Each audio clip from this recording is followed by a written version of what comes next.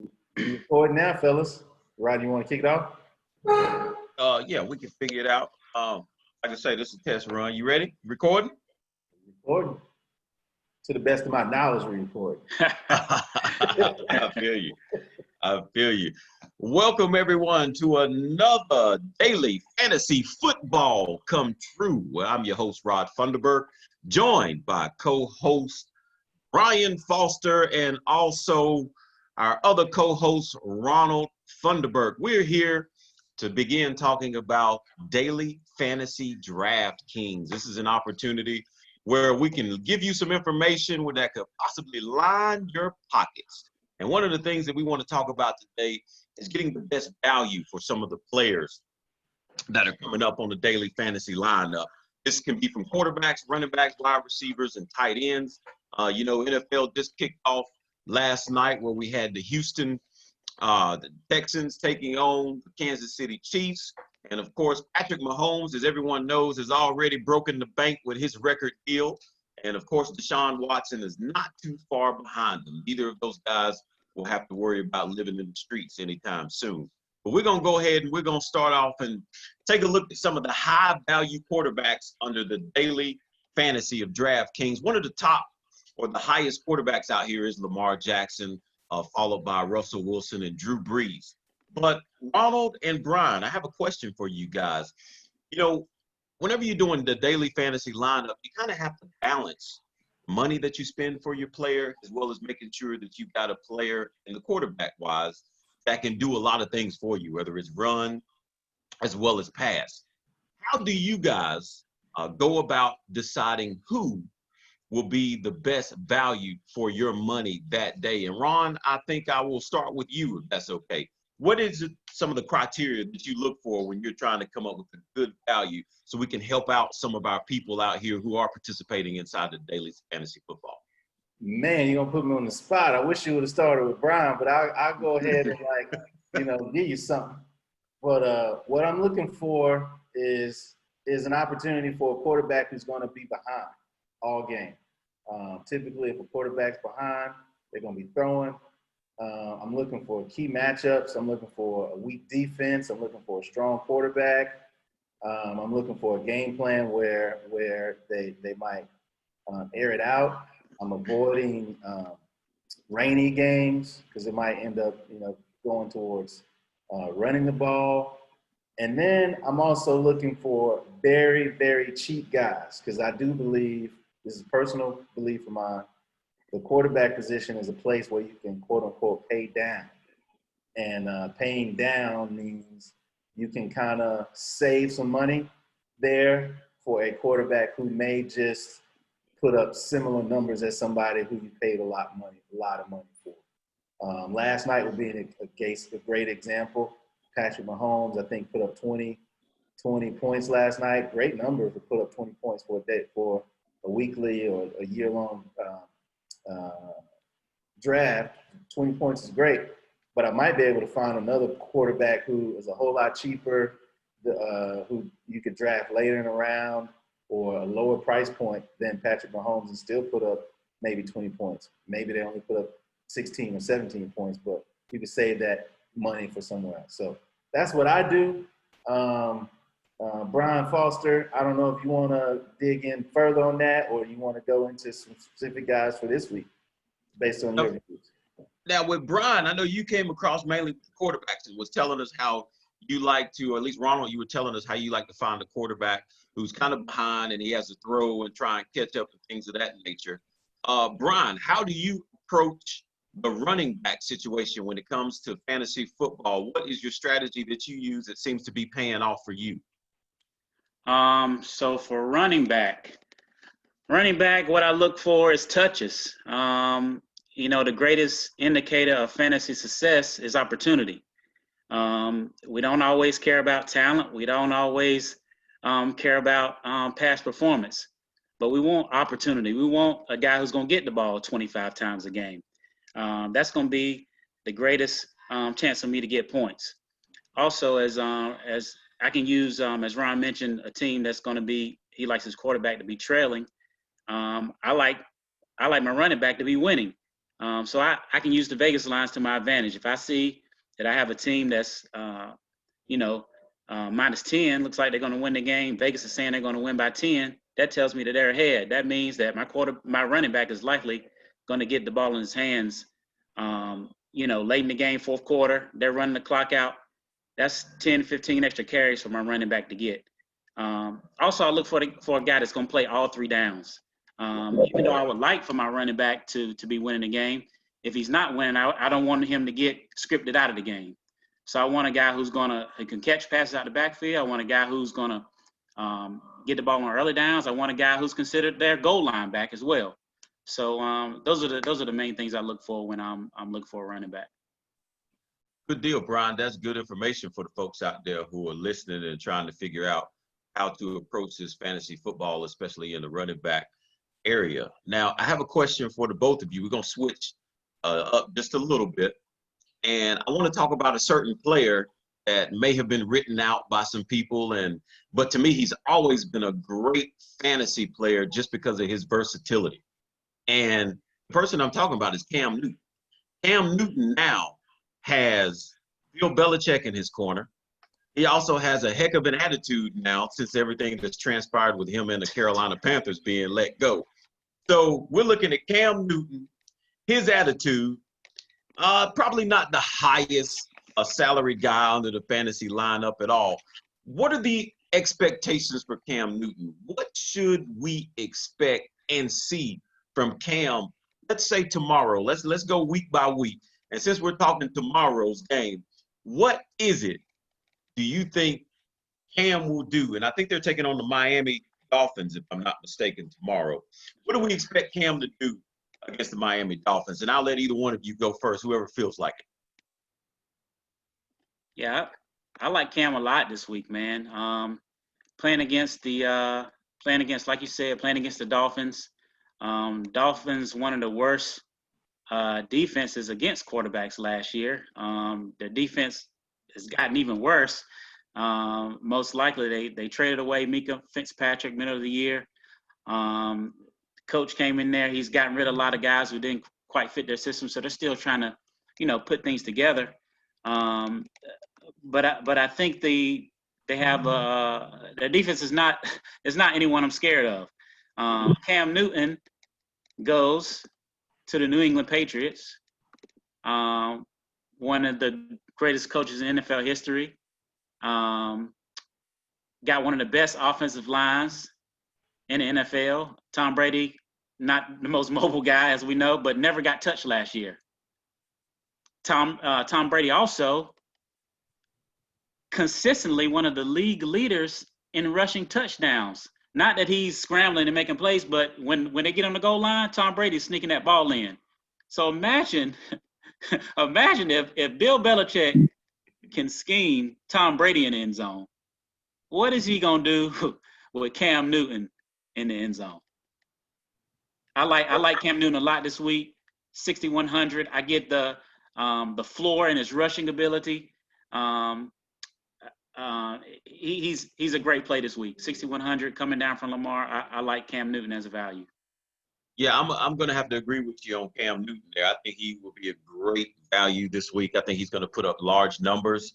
And although we may not see it or know it right now, I think, Cam's going to develop some weapons up there in New England. Ron, I got a question for you, a different player for you. And it's the player on the other side of Cam Newton, the player that left the New England Patriots, Mr. Tom Brady. He's downtown with the Tampa Bay Buccaneers. He has some heck of a weapons around him. He's got a great tight end. He's got 2 tight ends where he also just connected with Mr. Gronkowski. They're hooked back up now. And what do you expect from Tom Brady tomorrow, who is in a heck of a divisional game against the New Orleans Saints? What can you expect from Tom Brady? Man, I expect a clinic from Tom Brady tomorrow. I think he has a lot to prove. I think he has all these weapons around him. He has two of the highest performing receivers in terms of fantasy football last year. and Mike Evans, and what's the boy's name? I'm struggling to remember the boy's name. Chris Godwin. Chris Godwin. I mean, those guys went at it. He has a defense that is killer, right? Just like Bruce Arians said, if they won games with Jameis Winston, of course they're gonna win games with Tom Brady out here. I just think it could be a clinic. But the issue is, if they get ahead early, are they going to start handing the ball off? And I think New Orleans is dealing with some issues with Kamara and his contract and all those things. So I don't really necessarily know if New Orleans is going to be the New Orleans team that we normally look for.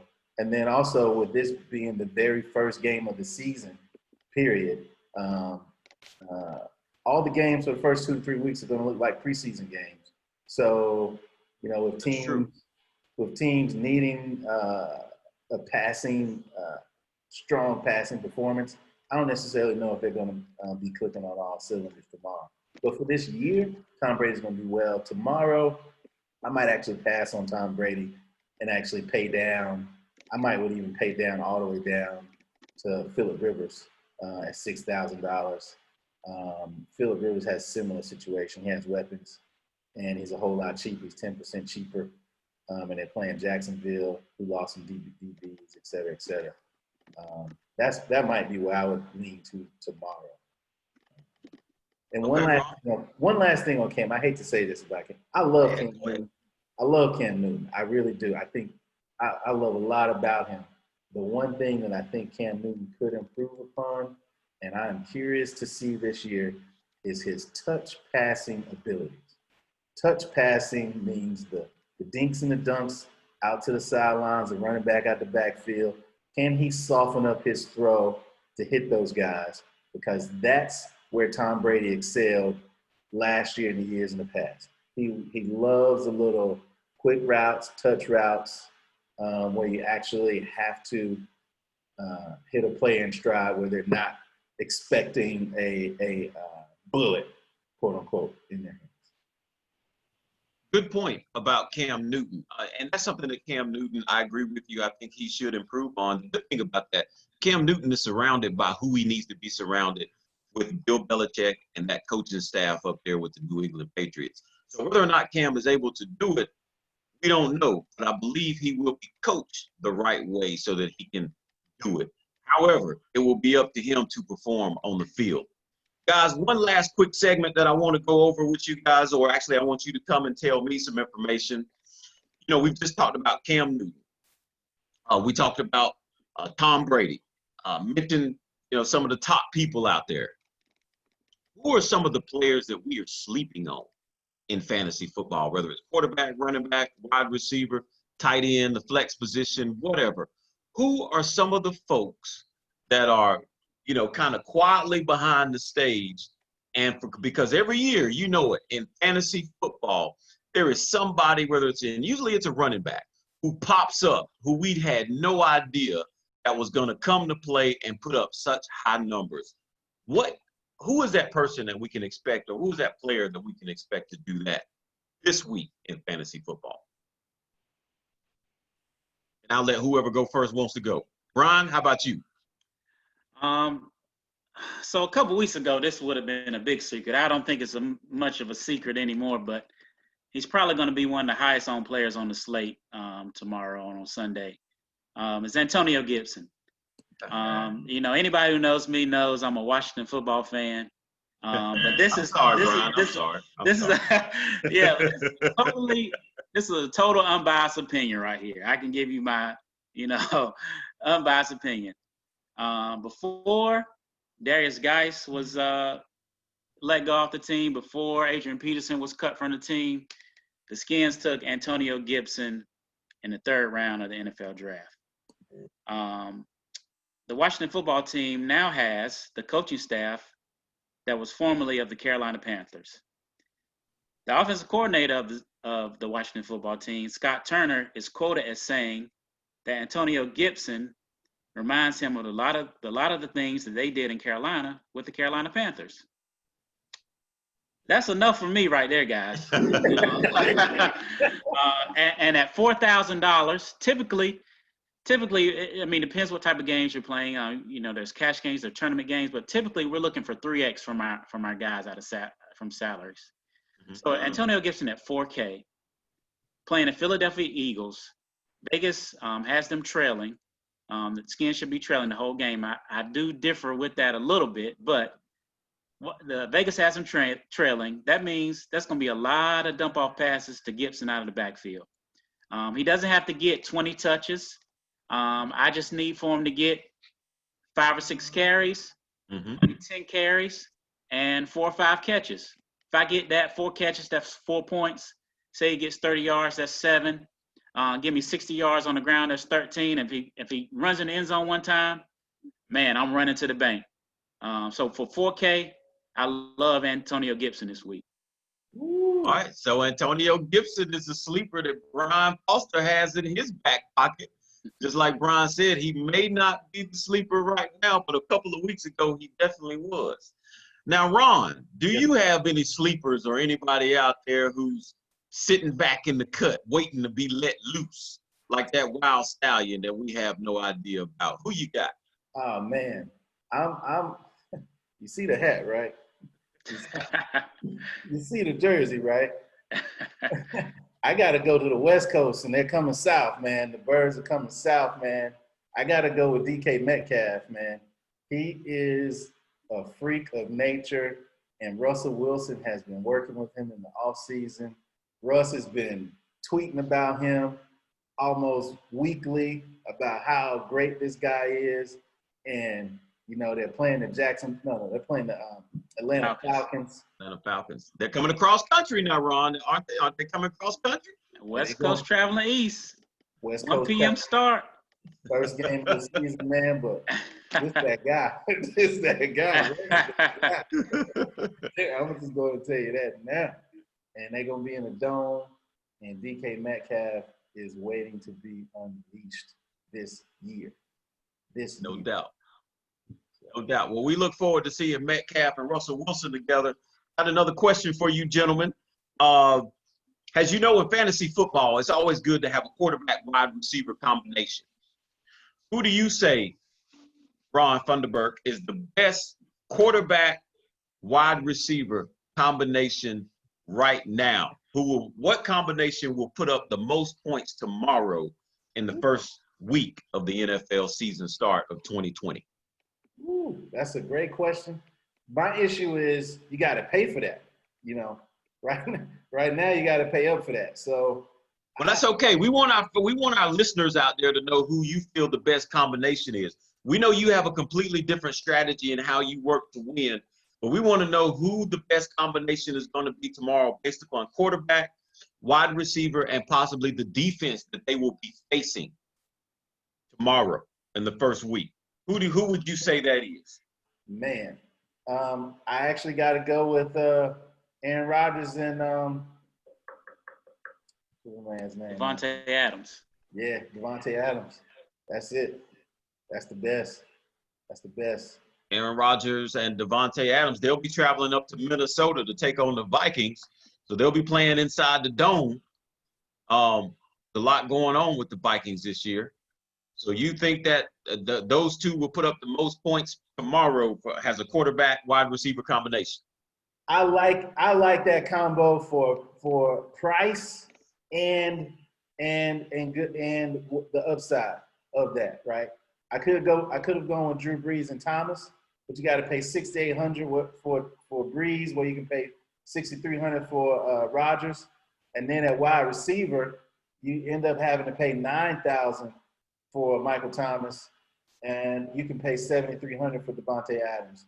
So honestly, for your bang for your buck, I'm going with Davante Adams. I know you didn't ask that, but I'm me being a value guy and an investor, I still got to always overlay that into any question that you ask me. Brian might have a different answer for you. I understand that. Great perspective. The value guy, Ron Funderburk. That might need to be your new name, the value guy, when it comes to daily fantasy football come true. Brian, the same question. Tomorrow It's big day. It's the start of the 2020 NFL football season. Which quarterback, wide receiver combination do you see making the biggest splash tomorrow? So I'll go a little bit different route. I'll go with a cheaper option than Ron here to give you a little more value. So the biggest indicator of quarterback performance, if you look at history, has been the team totals. So again, we like to use Vegas to help us out a little bit, sometimes. So if I've got a team with a high total, typically that's going to mean my quarterback's going to have a good day. A lot of focus tomorrow is going to be on Seattle and Atlanta. They got a total of 49 for both teams. But again, if you want Russ and DK or Matt Ryan and Julio, you're going to pay a little bit. So I'm going to come down just a little bit, and I'm looking at this Raiders and Panthers game. Oh, wow. Okay. These two terrible defenses. Two terrible defenses. The Panthers lost Luke Kuechly. They lost several members of their D-line. They lost their top cornerback. The Raiders, we know they traded away Khalil Mack a couple years ago. They still haven't recovered from that. But this game has a over-under of 47.5. So just under the Seattle and Falcons game. They also have a spread of 2.5 points. So I get, this is what I like to call a great game environment, where we have a high total, but a close game. So that's going to have two teams going back and forth, scoring a lot of points. So I like my man from LSU coming to Carolina. Ran a spread offense with LSU, moving up and down the field. Love to throw the ball. Bringing in the OC from the Saints, who had Teddy Bridgewater as a backup. So Teddy knows the system. He knows what they like to do. I can get Teddy Bridgewater at 5,900 against a terrible Raiders defense, stacking with his number one wide receiver in DJ Moore, who broke out last year, had a monster year with Kyle Allen throwing the football. So I get a little more efficient Teddy Bridgewater, a little more accurate Teddy Bridgewater. We know Teddy Bridgewater doesn't really air it out. He likes those low ADOT, average depth of target throws, and DJ Moore plays close to the line. He gets those yards after the catch. So I love Teddy Bridgewater and DJ Moore in a shootout against a terrible Raiders defense for just a little over, about $13,000 there. And also I gain leverage over the field, the majority of the field Sunday is going to play Christian McCaffrey. So a lot of people are going to have him in their lineup. But if Teddy Bridgewater throws 2 touchdowns to DJ Moore, that's 2 touchdowns that Christian McCaffrey's not getting. And I'm lapping everybody in the tournament that has Christian McCaffrey. So give me Teddy Bridgewater and DJ Moore as my sleeper stack for Sunday. I like that. I like that sleeper pick. As a matter of fact, I'm looking forward to seeing what Teddy Bridgewater is going to do with the Carolina Panthers. And, us living, right here close to the Carolinas. But, Brian, you're not in the Carolinas, though, are you? Where you at right now? I am. I'm Charlotte. I'm right here. Down in Charlotte. Okay, well, you're right in the backyard. So with all of us being in the Carolinas, maybe the Panthers is somebody we're going to have to look at each week whenever we get ready to post out our segments. But I tell you what, guys, our segment is almost over. And as we wrap this thing up, we've gotten a lot of great information. And I have just one last thing that I would like to go over with you. In order to be able to play fantasy football and participate in fantasy football, the players have to be available. As they always say in football, the best ability is availability. Do you guys think with what's going on right now in the lay of our land, I'm talking about the coronavirus, will we be able to finish an NFL season? Or what do you think could possibly happen to some of these guys out here who are in our daily fantasy lineups? Will they finish because of coronavirus? Or if they don't finish, or if they're out, will it be more or less injury, which is normally what takes them out? Or will it be the coronavirus? And will we be able to see this season completely come to an end with at least 90% of the players who are playing be involved in the game and not out due to coronavirus. What are you guys' take on the coronavirus issue right now? And Brian, since I got you here, I'll start with you if you don't mind. What's your take on that? Yeah, I'm hopeful, and I think we will be able to finish the season. I think they have great protocols in place of testing every day, making sure that these guys are safe, and, wearing masks when they're not playing. I mean, I know there are some issues with they are going to have to travel. Won't be a bubble like the NBA, but I think with the testing that they have in place, I'm hopeful that they will be able to finish. I will say in playing fantasy in this season, if you are playing seriously, you want to make sure you're in tune with the news and with the inactives. They come out an hour before lock, hour and a half before the game kicks off. So you want to make sure you're checking that inactive list just in case somebody comes up with a fever on Sunday morning and they're not able to play. So that could open up a lot of value, as well as you don't want to take a zero in any spot in your lineup. So I'm hopeful. Rod, that we're able to finish, and I think they have some good protocols in place to be able to do that. Good deal. Thank you, Brian. Ron, what are your thoughts on this season as it relates to the coronavirus and being able to finish this NFL season? Yeah, I'm like Brian. I'm hopeful. I definitely believe that the NFL, with the war chest that they have the money, they have protocols in place in order to protect the players. But I'm actually not hopeful about the NCAA college football season. I know you didn't ask me about that. I just don't believe that the colleges have the resources, the funds, the protocols in place.